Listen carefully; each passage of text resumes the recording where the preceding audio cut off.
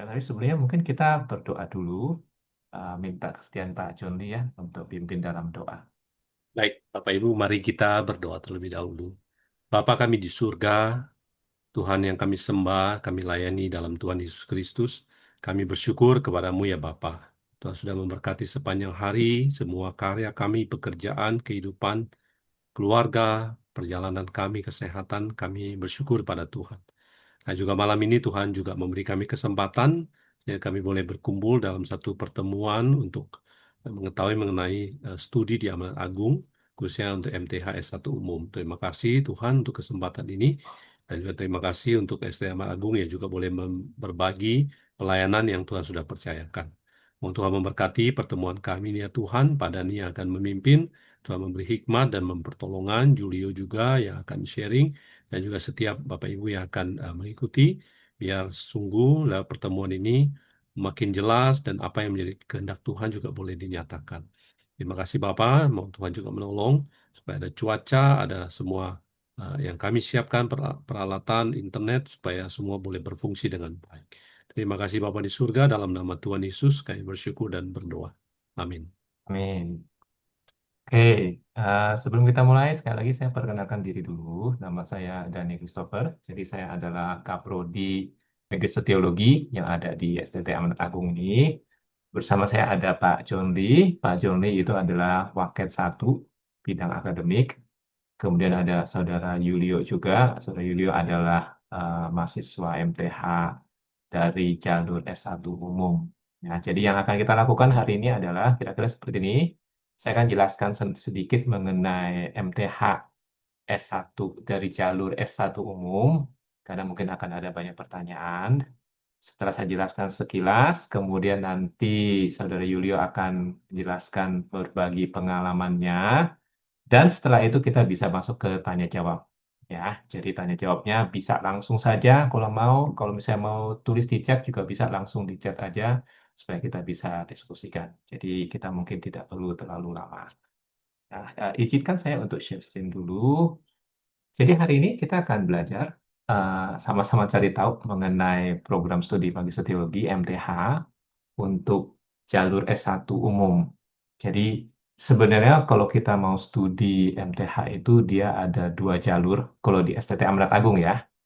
Di jalur pertama itu adalah mereka yang sudah punya gelar teologi pertama.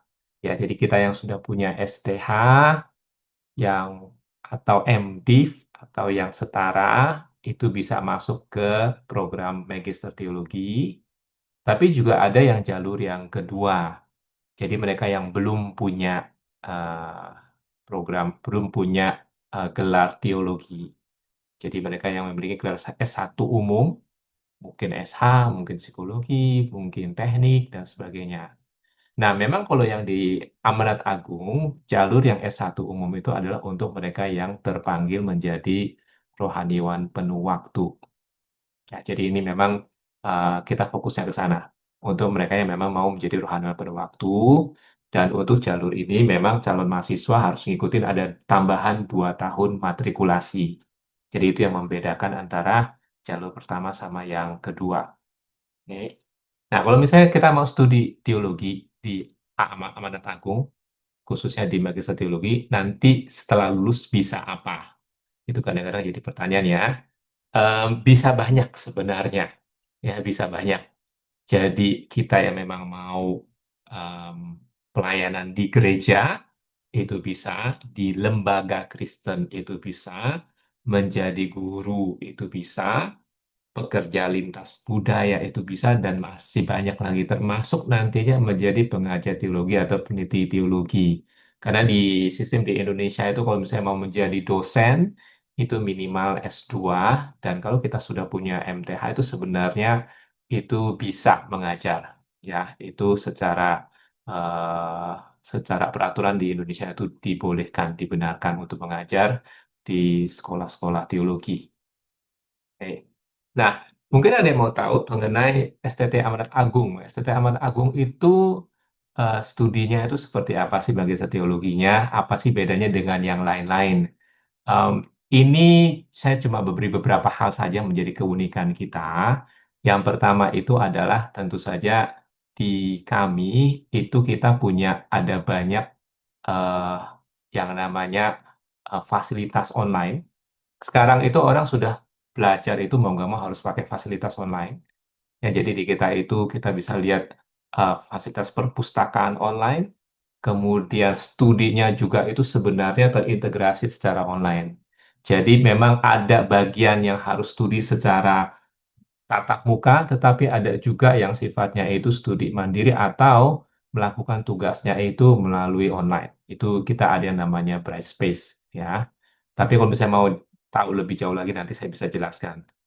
Cuma berikutnya, mungkin ini yang agak berbeda atau unik dibandingkan dengan studi-studi di tempat lain, khususnya magister teologi. Jadi memang ujungnya kita itu ada 4 konsentrasi, dan 4 konsentrasi ini juga berjalan sejajar dengan 4 pusat studi.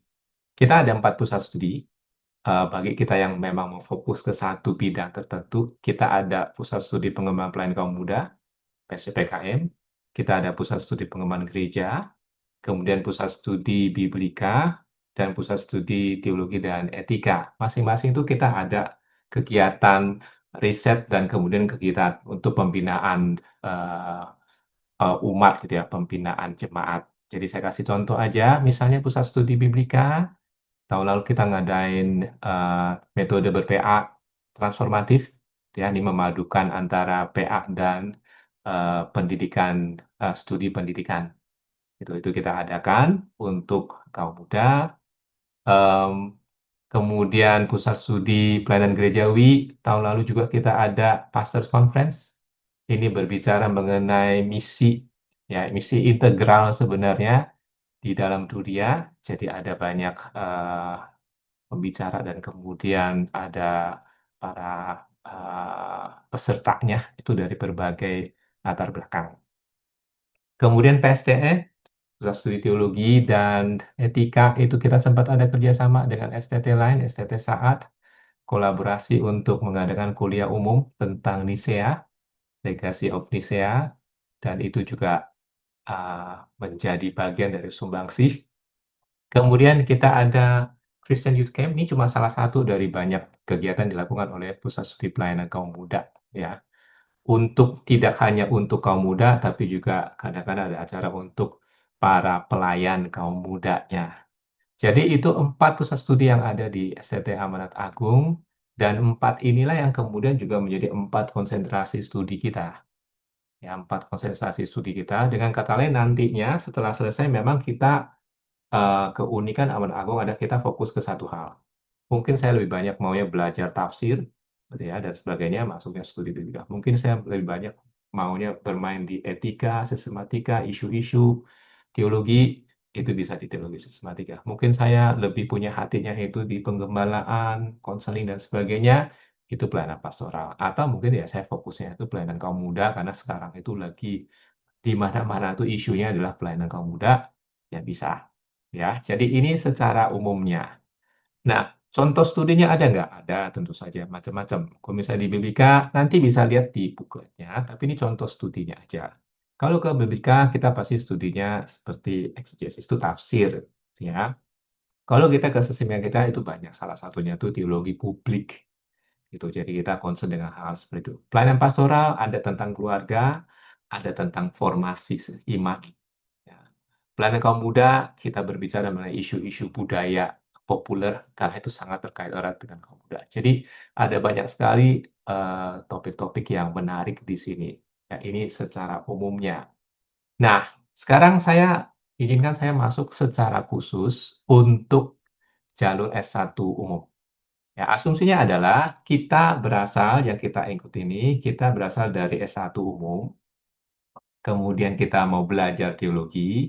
Nah, ini memang eh, program ini ditujukan kepada orang dengan 2 poin ini. Satu, memang sudah selesai S1 umum, tetapi yang kedua, memang terpanggil untuk melayani sebagai rohaniwan atau hamba Tuhan penuh waktu, ya, baik gereja maupun lembaga pelayanan Kristen. Apakah ada untuk S1 umum yang bukan jadi rohaniwan? Itu ada, memang program bukan MTH, programnya itu namanya MMIN. Nanti juga ada sosialisasinya. Nanti akan disampaikan tanggalnya. Ya. Tujuannya kalau misalnya MTH untuk jalur S1 umum itu apa? Sederhananya begini, kan harusnya itu kita kalau mau belajar teologi dan mau jadi hamba Tuhan, kita harus ada dasar teologinya dulu. Biasanya mereka kalau dari SMA berarti mereka ambil S1. Nah, bagaimana dengan kita yang dari S1 umum? Misalnya kayak saya dari S1 psikologi, kemudian saya mau belajar teologi gitu. Maka saya tidak ambil lagi STH. Dalam sistem pendidikan di Indonesia, maka yang paling mungkin itu, yang dibuka kemungkinan itu adalah ambil MTH, tapi untuk jalur S1 umum. Dengan kata lain, itu memadukan antara dasar dan yang advance. Gitu ya.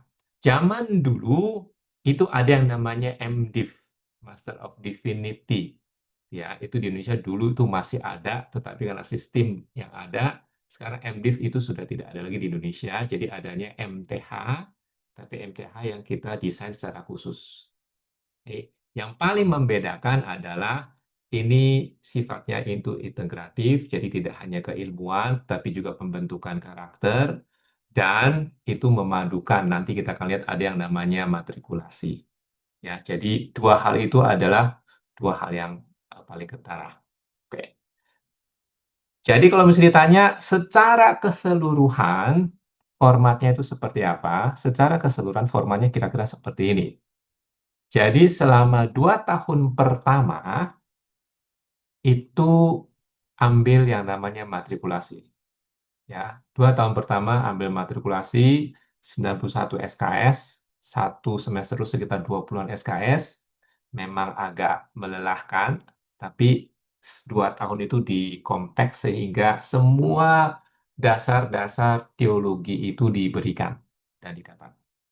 Setelah selesai 2 tahun, baru masuk ke 2 tahun yang memang benar-benar studi MTH-nya selama 4 semester juga. Nah, ini kita akan gabung dengan mahasiswa yang langsung masuk dari S1 Teologi. Jadi tidak ada pembedaan, jadi langsung bersama-sama dengan mereka. Ya, jadi memang kalau untuk jalur S1 umum, yang membedakan adalah yang pertama matrikulasinya plus praktek pelayanan. Karena ini adalah ditujukan bagi mereka yang nantinya akan melayani atau yang katakan bisa jadi guru dan sebagainya, lembaga Kristen, gereja, maka butuh pengalaman, magang gitu istilahnya, butuh pengalaman pelayanan. Makanya ini selama studi selama 4 tahun ini ada praktik pelayanannya. Ya, jadi totalnya itu semua itu 135 SKS. Oke. Nah, untuk matrikulasi itu apa aja? Matrikulasi tadi saya bilang 91 SKS, kalau misalnya mau tahu isinya apa saja, itu bisa lihat nanti di buklet, itu nanti ada semua mata kuliah yang diberikan, itu ada, dan itu memang karena dia matrikulasi sifatnya, maka dia bergabung dengan mahasiswa STH. Ya. Dan tetap perlu ada IPK minimalnya. Kita mengharapkan IPK minimal 2,75 setelah 2 tahun untuk bisa nanti masuk ke magister teologi kuliahnya. Oke. Nah, kalau misalnya dilihat, ada juga yang namanya desain, tadi seperti saya bilang ada praktik pelayanan. Jadi praktik pelayanan itu seperti apa? Jadi kita tidak hanya studi, belajar keilmuan di kelas, tapi juga belajar prakteknya. Nah, belajar prakteknya itu adalah ya hal seperti ini. Misalnya di tahun pertama kita akan weekend, biasanya itu akan diberikan tempat di gereja gitu ya, di gereja-gereja sahabat untuk observasi dan belajar di sana. Kemudian Juni, Juli, 2 bulan itu akan ada namanya live in. Live in itu biasanya kita pergi ke daerah-daerah yang terpencil, kemudian melihat kondisi di sana, belajar dari masyarakat di sana, belajar dari pelayanan gereja di sana. Tahun kedua tetap lanjut praktek weekend, dan kemudian ada praktek 2 bulan. Tahun ketiga atau MTH tahun pertama dan kedua itu juga sama, hanya membedakan adalah di sini tidak selalu harus weekend. Bisa saja itu modelnya itu weekday. Jadi ini lebih fleksibel. Mungkin ada dari kita yang mau pelayanannya tuh saya mau jadi pelayanan jadi hamba Tuhan di sekolah gitu. Kan weekend sekolah nggak ada kan ya, adanya itu weekday. Jadi ini bisa menjadi bagian dari praktek. Ya kira-kira seperti itu. Ya, jadi ini penjelasannya. 2 tahun masa matrikulasi, praktik pelayanan akhir pekan, kemudian ada praktik live-in, kemudian nanti setelah MTH itu bisa praktik weekend maupun weekday. Nah, weekday itu seperti tadi saya bilang bisa macam-macam. Bisa pelayanan di sekolah, bisa pelayanan rumah sakit, bisa mungkin LSM Kristen yang kegiatannya itu adalah weekday, dan pelayanan-pelayanan lainnya. Jadi tidak hanya gereja atau di weekend aja. Dan bahkan sebenarnya dalam desain kita itu memungkinkan untuk mahasiswanya sendiri membuat desain pelayanan. Oh, saya mungkin jalan-jalan waktu itu lihat ke kolong jembatan, ada anak-anak banyak di sana, nggak sekolah, nggak apa, saya tergerak untuk memberikan pelayanan ke sana. Saya mau desain sendiri, boleh nggak? Bisa. Ya, jadi hal-hal seperti itu tuh memungkinkan. Ya, yang penting nanti didiskusikan dengan sekolah, ya, dengan Kaprodi. Kemudian karena ini juga sekali lagi adalah pembentukan menjadi rohaniwan dan hamba Tuhan, maka memang perlu ada formasi spiritualnya. Nah, formasi spiritualnya itu berarti nggak cuma saya belajar, tapi saya perlu ada nilai-nilai yang ada. Kalau di STTAA ini, nilai-nilainya itu mencakup 4 hal ini. Scriptura, Alkitab, Saintia, berarti keilmuan, Servitas, pelayanan, Sanctitas, berarti kekudusan hidup. Ini 4 ini yang selalu akan diberikan. Nah, selama studi, bagi kita yang memang nanti mau masuk, ya, mahasiswa memang wajib tinggal di asrama. Untuk yang dari jalur S1 umum ini.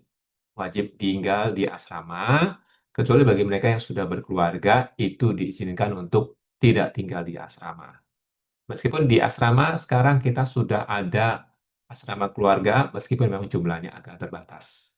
Ya, tetapi untuk mahasiswa sudah berkeluarga itu diizinkan untuk tidak tinggal di asrama. Ya, jadi seperti itu. Nah, mungkin ada yang tanya, di sana nanti diajarnya sama siapa? Ini saya kasih contoh beberapa saja, supaya kita dapat gambaran. Yang mengajar di kita itu adalah orang-orang yang nggak cuman katakanlah tahu tentang teologi, belajar teologi, atau teori aja gitu. Tapi ini adalah orang-orang yang sebenarnya banyak juga berkontribusi, baik itu di gereja maupun di lembaga Kristen, maupun baik itu nasional maupun internasional gitu. Ini saya kasih beberapa contoh saja. Bu Castelia itu dia S3 dari Lutheran Theological Seminary di Hong Kong.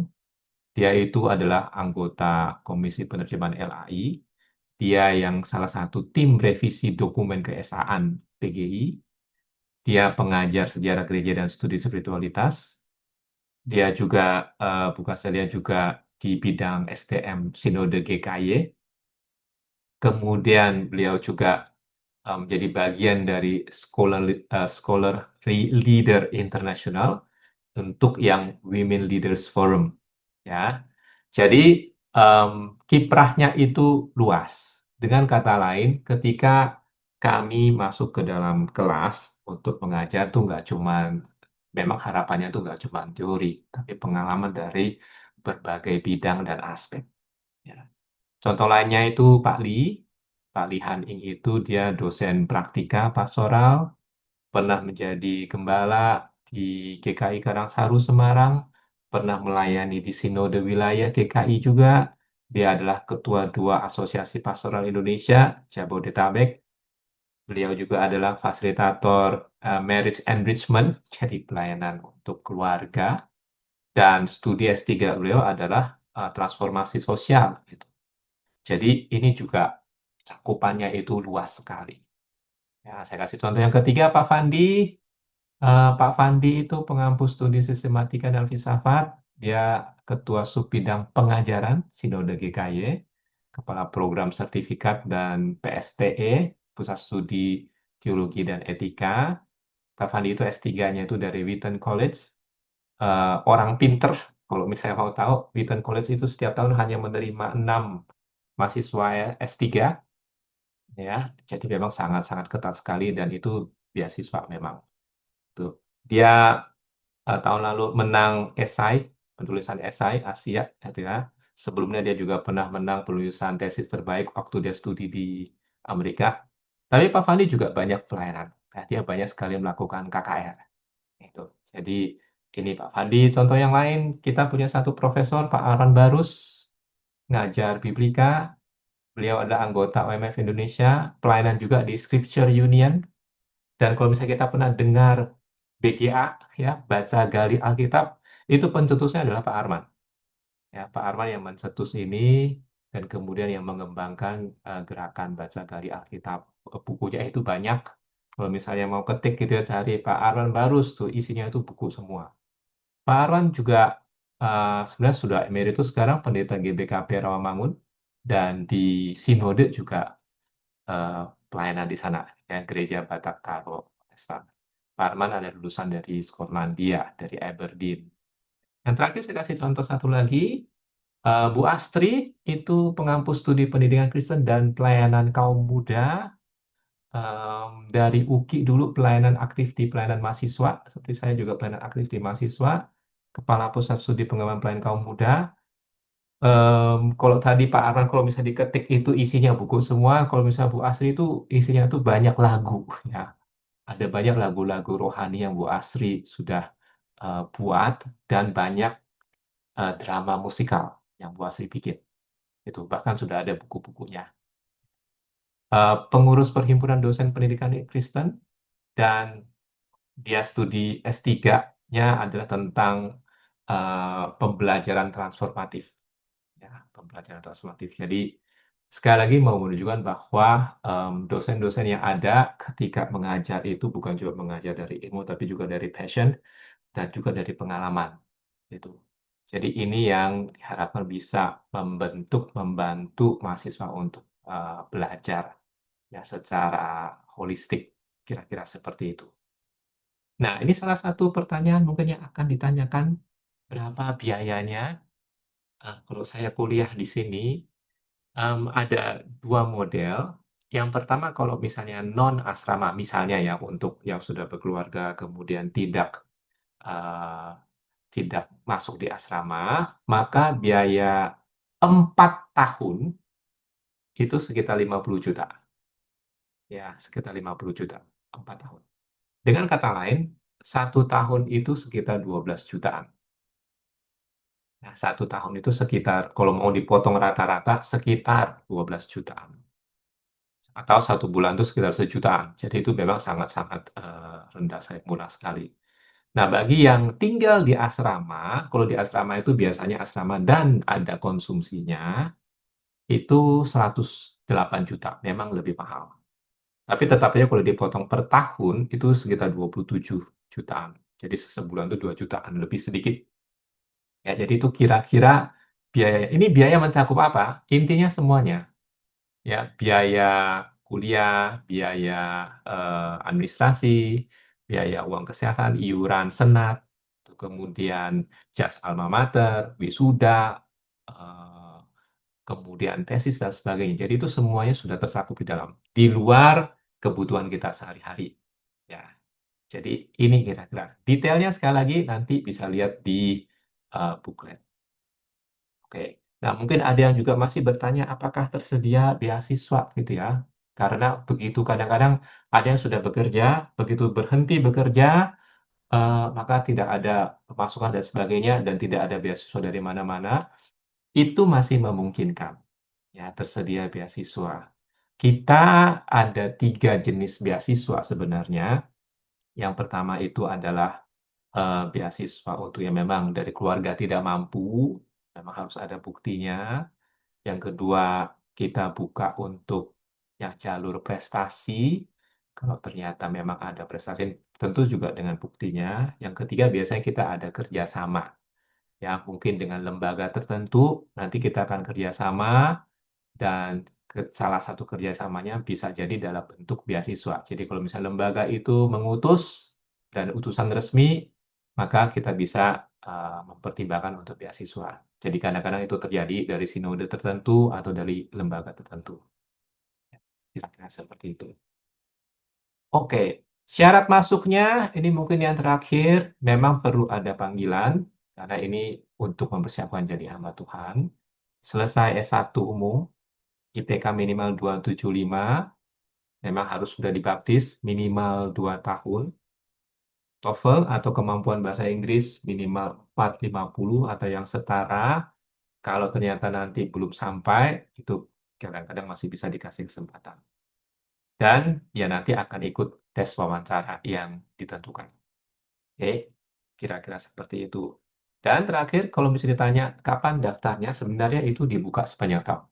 Ya, tinggal masuk ke admisi di web kita, admisi STAA, itu dibuka sepanjang tahun. Udah bisa mulai nyicil dari sekarang. Kalau misalnya bingung, bisa tanya Bu Yeni. Bu Yeni yang membantu di bagian admisi untuk tanya kalau misalnya ada yang bingung, nanti dia bisa bantu menjelaskan. Ya. Oke, kira-kira seperti itu dulu dari saya.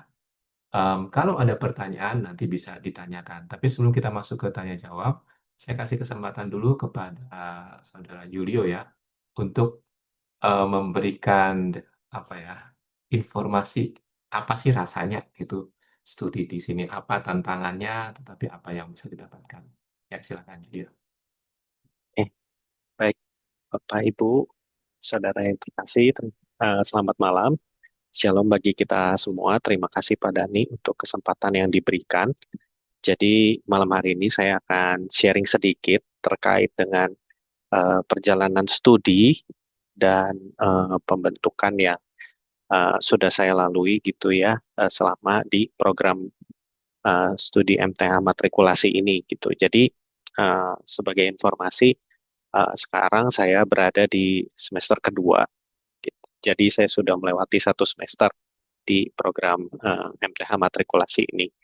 Nah, mungkin ada 3 hal gitu yang akan saya sharingkan, yaitu yang pertama adalah pergumulan sebelum saya masuk gitu. Yang kedua adalah pergumulan saat saya menjalani perkuliahan dan proses pembentukan, kemudian hal-hal yang menguatkan saya selama menjalani perkuliahan ini. Nah, mungkin dari yang pertama, sebagai informasi saja, Bapak Ibu, jadi sebelumnya saya itu sudah mengambil S1 umum, yaitu ekonomi. Itu saya lulus di tahun 2014, kemudian saya bekerja selama 10 tahun kurang lebih, dan di 2025 akhirnya saya memutuskan untuk eh, melangkah masuk ke studi teologi, itu khususnya di program MTH matrikulasi. Eh, Pergumulan saya sebelum memutuskan masuk ini sebenarnya ada di beberapa hal, Bapak, Ibu, Saudara. Jadi terkait dengan penghidupan, pastinya karena saya sudah bekerja, saya juga sudah berkeluarga, saya sudah ada anak juga gitu. Kemudian dikarenakan saya sudah studi itu terakhir di 2014, jadi juga ada kekhawatiran terkait dengan akademik gitu. Jadi itu salah satu pergumulan yang cukup besar juga. Karena untuk menjalani panggilan ini, saya sendiri kan sebenarnya bukan asli domisili dari Jakarta gitu. Jadi saya dan keluarga itu dari Bandung. Kami harus memutuskan pindah gitu kalau ke Jakarta, dan juga karena kondisinya juga kami berkeluarga, artinya saya harus mencari eh, tempat untuk tinggal itu di luar kampus seperti itu. Jadi ada banyak sekali pertimbangan, ada hal-hal yang harus dipersiapkan, tetapi yang besar itu sebenarnya yang tadi saya sampaikan, yaitu terkait dengan akademik, penghidupan, keluarga gitu. Karena ini cukup pertaruhan yang cukup besar ketika saya keluar dari pekerjaan saya, kemudian saya akan studi lagi gitu. Dengan tidak ada pekerjaan, itu cukup menjadi tantangan buat saya gitu. Apalagi ini seperti yang tadi disampaikan oleh Pak Dani, hitungannya kan juga tahun. Jadi itu yang menjadi pergumulan saya. Tapi di dalam pergumulan ini, dalam prosesnya saya bersyukur ada orang-orang yang Tuhan kirimkan untuk memberikan penguatan, dan juga di dalam saat teduh dan perenungan saya pribadi, di situ juga Tuhan menolong. Jadi puji Tuhan sampai sejauh ini memang Tuhan terus memberikan pertolongan untuk saya dan keluarga bisa menjalani panggilan ini. Lalu juga untuk pergumulan ketika saya sudah masuk itu di dalam perkuliahan. yang menjadi pergumulan yang cukup besar itu adalah terkait dengan manajemen waktu dan juga tenaga atau stamina. Karena di dalam program ini tuh bukan hanya sekedar studi, tetapi juga ada pembentukan secara karakter, kemudian juga ada pelayanan. Tadi kalau misalkan Bapak Ibu dan Saudara dengarkan itu ada juga tugas praktek pelayanan weekend gitu. Nah, itu terkadang kita bukan hanya datang untuk observasi, tetapi juga kita di situ akan diberikan pelayanan. Nah, diperlukan hikmat dan juga manajemen waktu yang baik, Bapak Ibu Saudara, ketika mengatur antara tugas di dalam perkuliahan, kemudian dinamika yang terjadi di kampus, kemudian juga dalam mempersiapkan diri di dalam pelayanan, gitu. Karena dalam hal ini tentunya kita tahu Tuhan yang memanggil, maka kita juga harus mengerjakan yang terbaik bagi di tempat pelayanan yang Tuhan percayakan seperti itu.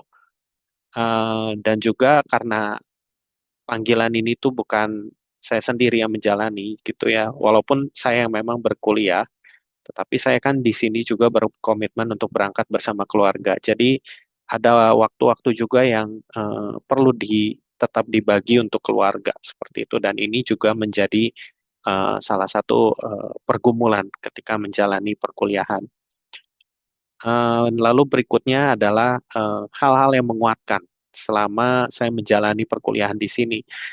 Puji Tuhan, memang di dalam proses ini uh, selalu ada support sih dari uh, rekan-rekan dosen dan juga dari sesama mahasiswa gitu, baik dari teman-teman satu angkatan atau dari juga kakak tingkat juga ada seperti itu.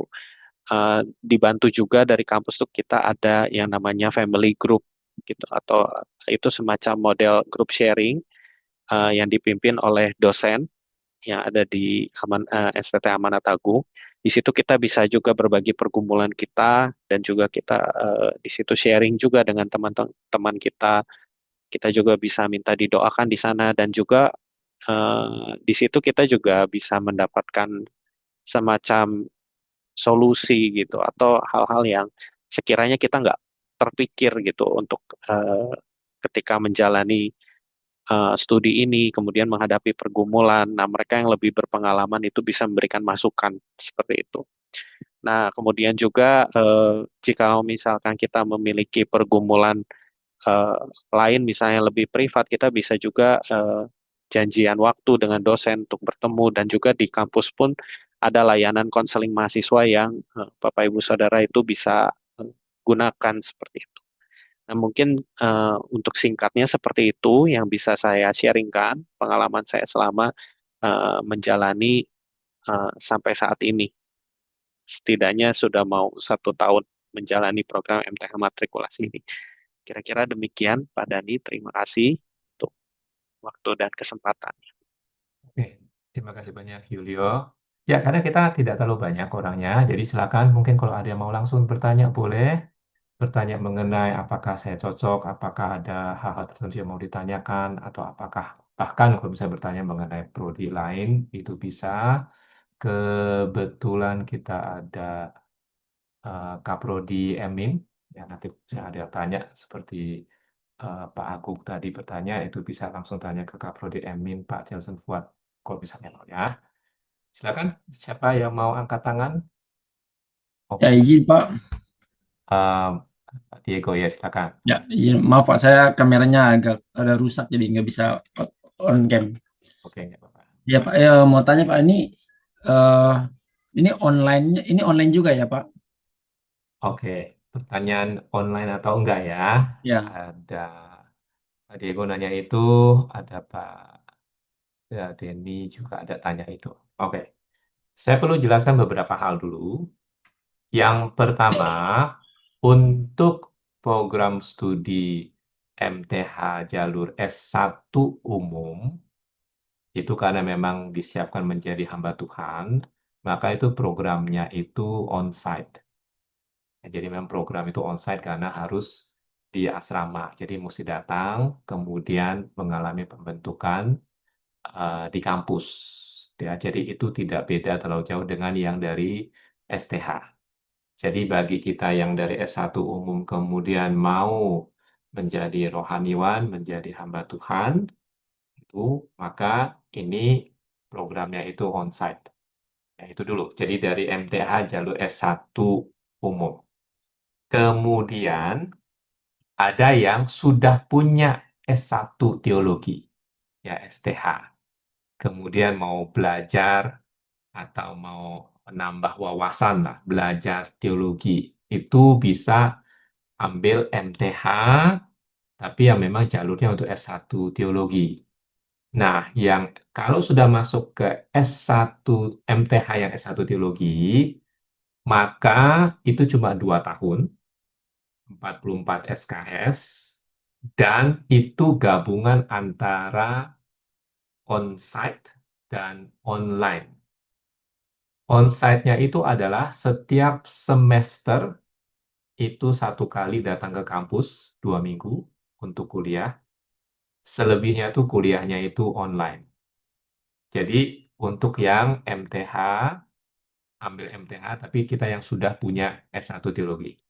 Ya, itu seperti itu programnya. Nanti kita ada sosialisasi lagi mengenai MTH untuk jalur S1 teologi itu di tanggal 20 April. Ya, jadi itu nanti ada. Oke, jadi supaya ini bisa jelas. Sekalian aja Pak Denny bertanya, S1 teologi sementara melayani sebagai pendeta terikat di jemaat, apakah bisa kuliah full online? Tadi sudah saya jelaskan. Ini memang programnya tidak full online. Kalau yang MTH teologi ya, yang MTH teologi nanti saya akan jelaskan lebih lanjut nanti di tanggal 20 April, tapi singkatnya memang online, tapi 1 kali dalam 1 semester itu datang. Apakah bisa untuk gembala jemaat? Bisa. Ada cukup banyak mahasiswa kami yang adalah gembala jemaat. Yang penting ada dijelaskan ke majelis, biasanya itu bisa dimengerti. Ya, sederhana seperti itu. Kemudian bedanya dengan MMIN apa?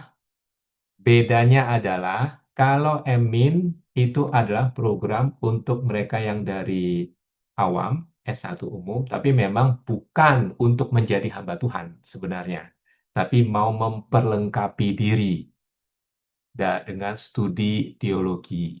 Itu sih yang paling membedakan. Jadi kalau misalnya ditanya di STTAA, program yang mempersiapkan jadi hamba Tuhan rohaniwan itu apa?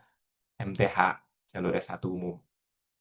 Tapi kalau misalnya saya sudah S1 nih, saya mau mendalami, ada yang namanya program Magister Ministry. Ya, MIN, kalau misalnya mau tahu lebih dalam lagi, itu tanggal 13 April, itu akan dijelaskan. Dan itu hampir semuanya online. Ya, tetap ada onsite ya, tapi hampir semuanya itu online. Ya, jadi silakan dicatat 13 April, hari Senin juga, jam 7 juga, itu MIN, mengenal MIN. Tanggal 20 itu mengenal MTH dari jalur S1 Teologi. Oke, saya lanjut ya. Saudari Francisca bertanya, kegiatan asrama, apakah bisa dibagikan? Yang kedua, apakah bisa transfer SKS? Saya sudah 3 semester matrikulasi di Saat. Oke, nanti mungkin Pak Joni bisa tambahkan untuk yang transfer. Untuk transfer SKS itu memang ada secara peraturan secara umum di pedoman akademik itu ada, ya maksimalnya sampai berapa banyak dan persyaratannya apa saja. Tetapi memang yang menentukan ini bisa transfer atau enggak memang itu dari hasil rapat dari kampus, dari dosen. Ya, jadi biasanya akademik akan lihat dulu, oh ini bisa ditransfer. Ya, karena ada batas maksimalnya juga. Jadi pertanyaannya kalau misalnya apakah bisa transfer, itu bisa. Kemudian kegiatan asrama, apakah bisa dibagikan? Kalau kegiatan asrama, intinya adalah ya pasti kita tinggal di asrama, di kampus, dan kemudian kalau sudah tinggal di kampus itu biasanya ada uh, kegiatan rutin asrama, misalnya bangun jam berapa, kemudian ada saat teduh bersama, gitu ya. Kemudian ketika siang seperti biasa, ada siapin makan dan sebagainya, sore juga seperti itu, ada persekutuan asrama juga, ya, yang putra ada sendiri, yang putri ada sendiri juga. Jadi itu yang asramanya. Selebihnya itu gabungan dengan mahasiswa yang non asrama. Jadi pembinaannya sifatnya gabungan untuk mahasiswa. Tapi kalau untuk yang mereka yang tinggal di asrama, ya berarti ada kegiatan tambahannya itu biasanya ada persekutuan asrama, ya, atau ada eh, penugasan-penugasan sifatnya itu di asrama. Tujuannya sekali lagi memang untuk pembentukan. Kira-kira seperti itu. Pak Joli, ada yang bisa ditambahkan, Pak? Ya, tentang transfer ya. Kalau yang kita sudah punya pedoman yang jelas sebenarnya itu adalah kalau misalnya dia STH gitu. Ya. Walaupun memang matrikulasi ini nanti Bapak Ibu yang kalau kuliah matrikulasi 2 tahun pertama itu memang ada di area STH gitu. Ya, tapi seperti Pak Dani katakan sebenarnya kita prinsipnya bisa. Cuma mungkin kita harus lihat juga sih apa namanya mata kuliah apa yang sudah diambil seperti itu. Ya, jadi mungkin saya juga nggak bisa kasih apa namanya fix bagaimana, tapi bisa aja dimasukkan aja supaya kita juga bisa apa namanya pelajari juga konteksnya seperti apa. Gitu. Jadi saudara Fraska bisa mungkin nanti masukin aja, tanya ke Bu Ya, Yeni juga bisa. Apakah pernah ada pengalaman transfer nilai? Ada. Ya, jadi memang ada. Untuk matrikulasi itu belum ada karena itu programnya agak baru, tapi yang STH ada yang dari STH lain kemudian ditransfer nilainya, itu ada. Yang penting memang berdasarkan peraturannya. Gitu. Oke? Pak Dani, Ya, Bu Yeni, saya bisa tambahkan Pak yang mengenai silakan. kehidupan di asrama. Ya. Jadi kalau kehidupan di asrama itu maksudnya mereka yang tinggal di asrama mereka punya jam keluar sendiri. Jadi maksudnya tidak ada bebas keluar masuk tiap hari, tetapi ada hari dan jamnya yaitu di setiap hari Kamis. Itu ada jamnya jadi tidak bisa sembarang keluar. Kemudian ini juga mereka kalau malam habis makan malam itu wajib self study di perpustakaan. Jadi sampai jam setengah 10 malam kemudian balik ke asrama gitu. Kalau yang tinggal di luar kan yang sudah berkeluarga kayak Pak Yulio tinggal di luar tidak ada ketentuan bahwa dia wajib self study di perpustakaan sampai malam. Hanya yang tinggal di asrama seperti itu. Kira-kira itu tambahan Pak Dani. Oke, thank you Bu Yeni. Jadi Sama-sama Pak. mantan penghuni asrama lebih tahu. Ya. Jadi seperti itu intinya memang ritmenya itu memang agak berbeda, lebih diatur. Ya, khususnya untuk yang 2 tahun pertama, karena 2 tahun pertama matrikulasi itu kuliah bersama dengan STH. Nah, nanti untuk setelah sudah sampai ke yang 2 tahun kedua, itu maka pengaturannya itu memang sedikit berbeda. Apakah ada lagi yang mau bertanya? Selamat malam Pak, izin bertanya. Ya, silakan. Ya, terkait yang apa itu tadi ya? Ini observasi praktek weekend di gereja Pak, di matrikulasi tahun pertama dan tahun kedua. Berarti itu praktiknya hanya di 2 bulan, di bulan Juni dan Juli ya Pak, bukan setiap minggu begitu. Dua-duanya. Jadi weekend ada. Jadi memang setiap minggu itu ada praktik weekendnya. Kemudian selama yang 2 bulan itu memang ada praktek 2 bulan juga. Jadi setiap semester berjalan akan selalu ada praktek. 2 tahun pertama memang khusus ditujukan untuk gereja. 2 tahun yang kedua itu fleksibel, bisa weekend atau bisa juga weekdays. Nah, memang pengecualian diberikan kalau ada kondisi khusus gitu. Ya, misalnya ada mahasiswa yang dia adalah ibu gembala dan anaknya masih kecil dan dia harus nemenin suaminya pelayanan di gereja tersebut. Jadi itu ada permohonan khusus. Nah, kadang-kadang hal seperti itu diizinkan.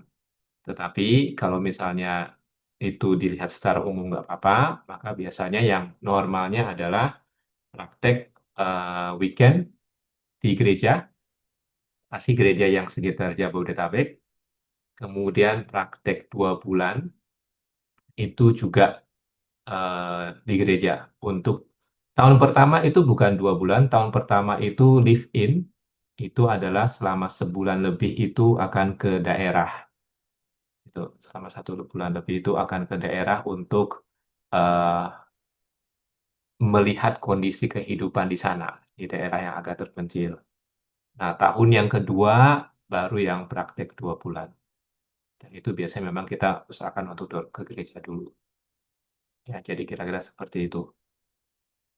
Itu live in-nya berarti full kita tinggal di sana selama 1 bulan lebih ya Pak, praktek Betul, live betul. in-nya. Lalu yang praktek di gerejanya berarti selama dari tahun pertama sampai tahun kedua weekend praktek di gereja setiap minggu. Betul. Praktek di gereja setiap minggu. Kalau misalnya mau detailnya, kira-kira praktek di gereja setiap minggu, kecuali misalnya itu di minggu-minggu memang libur, gitu ya. Jadi ada jadwalnya. Dan kita biasanya ada minggu STT, tiap minggu ketiga itu biasanya kita nyanyi, itu gabung sama-sama. Tapi pas masa-masa liburan itu biasanya sudah berhenti, jadi tidak ada lagi prakteknya. Biasanya di akhir semester itu berhenti. Kemudian praktek yang live in memang di tempat terpencil. Kemudian untuk yang 2 bulan itu memang di gereja full sebenarnya. Full dalam artian ya dia tiap hari di sana ya penempatannya. Kalau nah saya nggak tahu apakah itu nanti pertanyaannya juga terkait dengan keluarga atau tidak. Apakah Tunggul bertanya juga tentang keluarga atau cuma pengen tahu aja yang itunya pengaturannya? Ya paling di live in sih Pak, kalau di praktek di gereja mungkin tidak terlalu masalah. Kalau di live in apakah 1 bulan itu boleh pulang sesekali begitu, karena kan sudah berkeluarga dan berarti untuk selesai matrikulasi kita bisa mengajukan tidak harus di gereja Pak ya, bisa di lembaga tempat kita Ya, bernaung. betul. Jadi memang ada diskusi mengenai keluarga. Sekali lagi biasanya yang MTH matrikulasi rata-rata itu berkeluarga. Jadi memang ada pembicaraan mengenai kira-kira untuk live in itu cocoknya itu seperti apa, ya. Yang jelas adalah dari kampus itu juga mendiskusikan hal ini. Kira-kira kalau misalnya keluarga, apalagi yang masih kecil dan ada tanggung jawab dan sebagainya, apakah ada cara lainnya? Ya, jadi tapi untuk overall-nya seperti itu. Kemudian apakah ada kasus khususnya? Ya seperti tadi saya bilang, ada kasus-kasus tertentu yang misalnya kayak mahasiswa tadi, ya dia nggak ikut live in memang, jadi dikasih tugas yang setara, kira-kira seperti itu. Dan memang setelah matrikulasi itu bisa melakukan praktek pelayanan tidak harus di gereja. Ya, tidak wajib di gereja, bisa di lembaga pelayanan, bahkan termasuk lembaga pengutus kalau nanti ada kesepakatan. Jadi biasanya kita ada kerjasama atau kesepakatan itu untuk bisa diatur. Saya bisa tambahkan Pak Dani. Silakan, Bu Yani. Ya, untuk masalah weekendnya itu biasanya itu weekend dimulai dari Agustus pertengahan setelah pembukaan semester sampai Desember awal. Jadi setelah itu tidak ada lagi weekend, tapi akan lanjut lagi nanti di bulan Januari setelah pembukaan semester sampai di pertengahan bulan Mei. Jadi seperti itu. Jadi maksudnya tidak full non-stop sampai dari Agustus sampai Mei gitu ya, enggak. Tetapi ada masa-masa ininya, memang ada masa yang kayak Desember cuma sampai awal aja, Januari juga mulai di pertengahan, Mei juga sampai pertengahan aja. Nah, memang seperti yang Pak Dani tadi bilang, setiap bulan itu ada Minggu STTAA, yaitu kami mempromosikan, memperkenalkan STTAA ke gereja-gereja. Nah, di dalam Minggu STTAA itu, setiap mahasiswa sudah diatur oleh bagian kemahasiswaan, dimintai izin bahwa di tanggal itu tidak akan datang pelayanan weekend karena ada Minggu STTAA. Jadi kalau dalam hal izin perizinan segala sesuatunya semua masih dalam tanggung jawab kami. Gitu. Kurang lebih seperti itu. Gitu Pak Dani. Thank you, Bu Yani. Ya, sama-sama Pak. Baik, jadi tunggu ada pertanyaan lagi, mumpung ada kesempatan. Pak, terima Cukup. kasih Pak. Oke, thank you ya. Silakan yang lain, apakah ada yang masih mau bertanya? Silakan, mumpung ada waktu. Halo, selamat malam. Ya, malam, silakan. Pak, saya Melva, berada di Komplek RAPP Pangkalan Kerinci. Sebelumnya saya mendapat link ini dari Pak Pendeta yang ada di Gereja Po.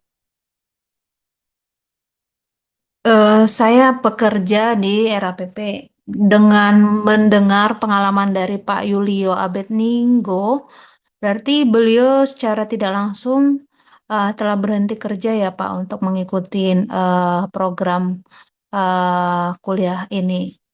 Terus dan saya juga mendengar penjelasan sebelumnya terkait dengan kuliah MTH ini yang bukan merupakan S1 teologi ya, bahwa wajib untuk mengikuti 2 tahun ya. Untuk pengambilan S1 teologianya baru dilanjut dengan 2 tahun untuk masternya.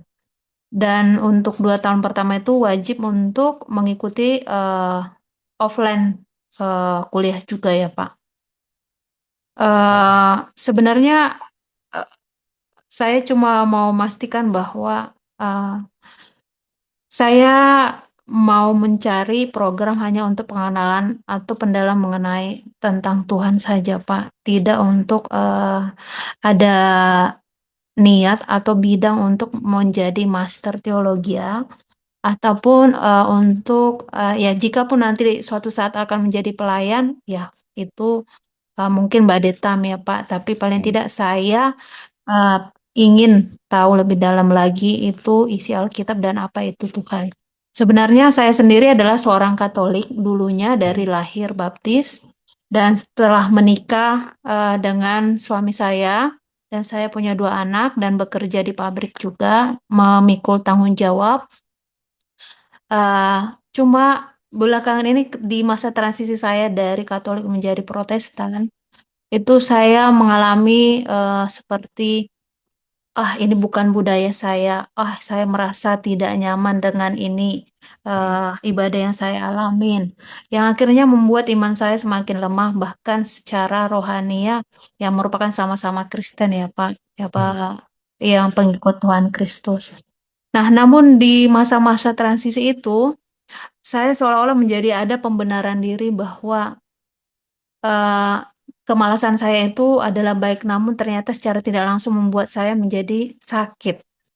Sakit dalam arti, saya nggak tahu apakah ini jadi saya bersaksi ya Pak. Saya mulai bermimpi bahwa Tuhan itu bukanlah Yesus. Terus kemudian saya membenarkan diri bahwa oke, yang penting asal gereja, tapi tidak ikut bernyanyi atau malas membawa Alkitab seperti itu. Oke, berdoa cukup di dalam hati saja. Tidak semakin jarang untuk mengucapkannya secara langsung dengan membuka mulut dan menyebutkannya seperti itu. Nah, jadi saya untuk hal itu yang saya mau cari, Pak, sebenarnya dalam rencana saya seperti itu. Oke, terima kasih untuk Saudari Melva ya. Mungkin saya coba jelaskan sedikit karena memang ada dari kita yang mau belajar, jadi memang tidak untuk nanti jadi hamba Tuhan, jadi rohaniwan, atau itu nanti membantu di dalam pelayanan, tapi mau belajar lebih dalam lagi, apakah ada, menurut saya mungkin yang paling cocok itu adalah program sertifikat. Ya, minggu depan akan ada pengenalan program sertifikat, Pak Fandi itu yang akan menjelaskan. Jadi apa itu program sertifikat? Sederhananya program sertifikat itu adalah program itu bisa dari mereka yang lulusan SMA itu sudah bisa ikut dan itu memang menjelaskan hal-hal yang sifatnya dasar ya, mengenai doktrin atau teologi, mengenai Alkitab, mengenai spiritualitas, mungkin hal-hal seperti itu. Jadi program-program yang dasar dan itu bisa diselesaikan dalam waktu 1 tahun, 2 semester, dan itu online semuanya. Yaitu memang program online untuk mereka yang saya mau belajar lebih dalam, tapi kalau misalnya belajar sendiri bingung mau kemana atau gimana caranya belajar. Nah, ini ada program yang namanya program sertifikat.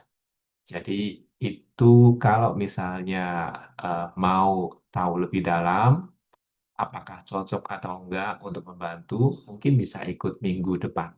Ya, minggu depan itu adalah program sertifikat. Mungkin kira-kira itu dari saya, semoga itu bisa membantu. Ya. Apakah masih ada yang mau bertanya? Silakan. Pak Dani, terkait dengan untuk minggu depan itu undangan atau Zoom link-nya itu boleh di-share kembali, boleh Pak? Ya, jadi nanti akan kami taruh di grup WA ini untuk link baik yang sertifikat maupun yang emin atau bahkan yang nanti yang MTH S1 Teologi. Nah, supaya nanti bisa kira-kira cocoknya yang mana. Oke? Kalau tidak ada pertanyaan, kita akhiri di sini. Mari kita berdoa ya. Bapa dalam surga, kami bersyukur untuk waktu ini, waktu di mana kami bisa diskusi, ngobrol sebentar untuk lebih tahu lagi mengenai program MTH, jalur S1 umum. Bagi uh, anak-anakmu yang mungkin sedang bergumul, Tuhan yang terus memberikan penguatan. Bagi yang terus mencari program studi yang cocok, Allah juga yang bukakan program cocok bagi mereka, sehingga mereka bisa terus bertumbuh, tidak hanya di dalam teologi, tapi juga dalam pengenalan akan Tuhan. Terima kasih sekali lagi ya Bapak. Di dalam nama Tuhan Yesus kami berdoa. Amin.